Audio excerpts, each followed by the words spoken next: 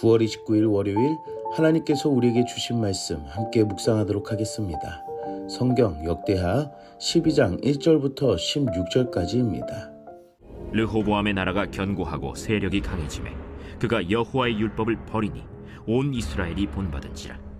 그들이 여호와께 범죄하였으므로 르호보암 왕 제5년에 애굽 왕 시삭이 예루살렘을 치러 올라오니 그에게 병거가 1200대요 마병이 6만 명이며 애굽에서 그와 함께 온 백성 곧 리비아와 숫과 구스 사람이 헤아릴 수 없이 많더라. 시삭이 유다의 견고한 성읍들을 빼앗고 예루살렘에 이르니 그때 유다 방백들이 시삭의 일로 예루살렘에 모였는지라. 선지자 스마야가 르호보암과 방백들에게 나와 이르되 여호와께서 이같이 말씀하시기를 너희가 나를 버렸으므로 나도 너희를 버려 시삭의 손에 넘겼노라 하셨다. 이에 이스라엘 방백들과 왕이 스스로 겸비하여 이르되 여호와는 의로우시다. 여호와께서 그들이 스스로 겸비함을 보신지라. 여호와의 말씀이 스마야에게 임하여 이르시되 그들이 스스로 겸비하였으니 내가 멸하지 아니하고 저희를 조금 구원하여 나의 노를 시삭의 손을 통하여 예루살렘에 쏟지 아니하리라. 그러나 그들이 시삭의 종이 되어 나를 섬기는 것과 세상 나라들을 섬기는 것이 어떠한지 알게 되리라.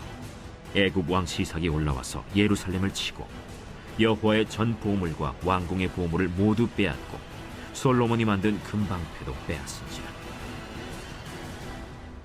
르호보암 왕이 그 대신에 노스로 방패를 만들어 국문을 지키는 경호 책임자들의 손에 맡기매 왕이 여호와의 전에 들어갈 때마다 경호하는 자가 그 방패를 들고 갔다가 경호실로 도로 가져갔더라. 르호보암이 스스로 겸비하였고 유다의 선한 일도 있으므로 여호와께서 노를 돌이키사 다 멸하지 아니하셨더라. 르호보암 왕은 예루살렘에서 스스로 세력을 굳게 하여 다스리니라. 르호보암이 왕위에 오를 때 나이가 41세라. 예루살렘 곧 여호와께서 이스라엘의 모든 지파 중에서 택하여 그의 이름을 두신 성에서 17년 동안 다스리니라.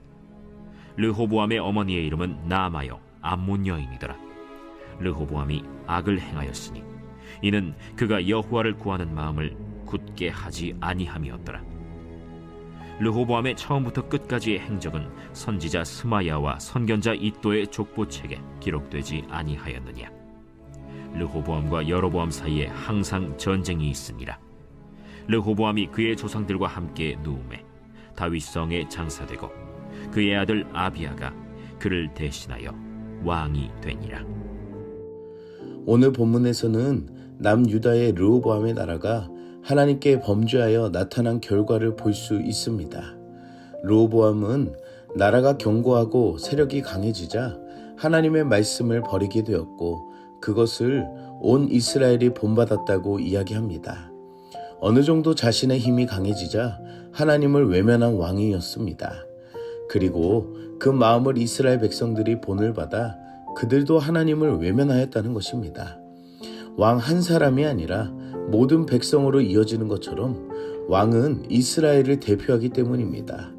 공동체를 대표하는 한 사람의 문제가 아니라 전체의 문제임을 볼 수 있습니다. 가정의 대표, 직장의 대표, 교회의 대표 등 우리의 삶 속에서도 이러한 위치에 있을 때에 책임이 막중합니다. 또한 우리는 세상의 빛이라고 명하신 바로 세상의 대표자들, 곧 그리스도인들입니다. 우리가 빛을 잃어버린 것은 말씀을 잃어버린 것이고 예수를 버린 것과 같습니다. 사랑하는 성도 여러분, 나에게 주신 형통함과 복들로 인해 예수님을 버리지 맙시다. 하나님의 말씀을 버리지 말고 더더욱 굳건하게 말씀 안에 살아가기를 축복합니다. 르호보암과 이스라엘은 하나님의 말씀을 버리고 죄를 범하게 됩니다. 그리고 결국 애굽에서 수많은 군대가 예루살렘을 공격하기 위해 모였습니다. 이때에 선지자 스마야가 르호보암과 신하들에게 하나님의 말씀을 전하며 자신들의 범죄함으로 하나님께서는 너희가 나를 버렸기에 나도 너희를 버렸음을 알게 하십니다. 이렇듯 이들이 애굽을 통해 심판을 받는 것은 하나님을 버렸기 때문입니다.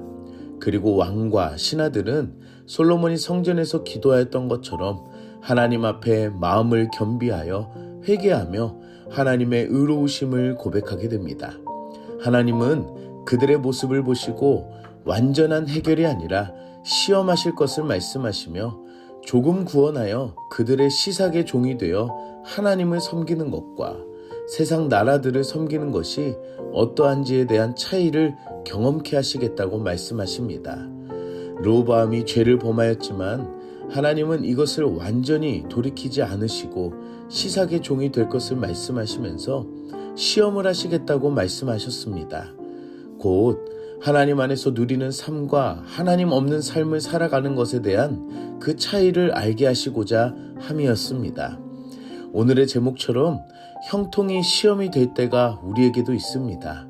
하나님께 우리의 잘못을 돌이킴에도 불구하고 여전히 해결되지 않은 어려움 가운데 놓여 있을 때를 생각해 보아야 합니다. 오늘 말씀을 통해 우리에게 알려주신 것은 하나님의 은혜 안에 있을 때에 은혜가 없을 때의 차이를 경험하고자 시험하신 것입니다. 아직도 풀리지 않은 힘듦이 있을 때에 믿음의 연단임을 알고 하나님의 은혜의 손길이 우리 삶에 크다는 것을 깨달아 알아가는 그 시기라는 것입니다. 사랑하는 성도 여러분, 하나님이 나에게 주신 연단과 시험의 과정이라 생각하고 믿음을 끝까지 지키며 나아갑시다.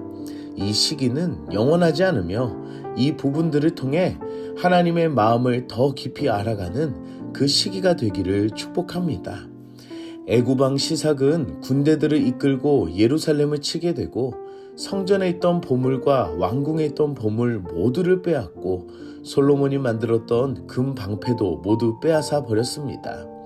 이전에 성전에 들어갈 때는 솔로몬이 만든 금 방패를 가지고 입장을 하며 아름다운 행렬이 되었지만 이제는 금 방패 대신에 놋방패로 만들게 되어 수치가 되어버림을 보게 됩니다. 르호보암은 하나님의 심판을 통해 마음을 돌이켰지만 이 마음이 길게 가지는 못하였습니다. 하나님께 구하는 그 마음을 굳게 하지 못하였고 결국 애굽 나라와 전쟁뿐만 아니라 이스라엘이었던 분열된 북이스라엘과의 전쟁도 항상 있었음을 오늘 말씀하고 있습니다. 자신의 죄악을 돌이키는 그 마음이 잠시 잠깐뿐이며 괜찮아지면 다시 죄를 범하는 그 모습이 결국은 끝나지 않은 전쟁과 힘든 시기를 겪게 되고야만은 왕의 통치 기간이 되었다는 것입니다. 말씀을 통해 한 번의 회개가 아니라 그 마음을 끝까지 굳게 하여 하나님의 말씀 안에서 사는 것이 중요하다는 것을 우리에게 알려주십니다. 사랑하는 성도 여러분, 오늘 말씀을 보며 우리의 신앙을 점검해 봅시다. 하나님의 말씀을 기회로만 잡고 살지는 않은지, 아니면 힘든 시험 가운데에서도 하나님을 잊지 않고 끝까지 마음을 굳건하게 살아가는지에 대한 그 말씀 안에서 기도하며 생각해보는 하루가 되기를 축복합니다. 함께 기도하겠습니다. 사랑의 하나님, 오늘도 말씀으로 은혜 주시니 감사합니다. 말씀을 통해 우리의 믿음 없음을 알게 하시니 감사합니다. 하나님을 외면하고 내 욕심으로 살아왔던 모습들을 회개하오니 불쌍히 여겨주시고 용서하여 주시옵소서. 위기를 모면하기 위한 기회로 회개하는 것이 아니라 하나님 앞에 돌이키며 구하는 참된 회개가 되게 하여 주시옵소서. 고난과 시험을 잘 분별하게 하여 주시고 나의 믿음을 연단하는 과정임을 알게 하여 주셔서 인내하며 하나님의 은혜를 구하는 신앙이 되게 하여 주시옵소서. 좋고 나쁜 상황에 따른 믿음이 아니라 변치 않는 믿음을 허락하셔서 끝까지 굳건한 마음을 가지며 살아가는 우리들이 되게 하여 주시옵소서. 예수님의 이름으로 기도드립니다. 아멘.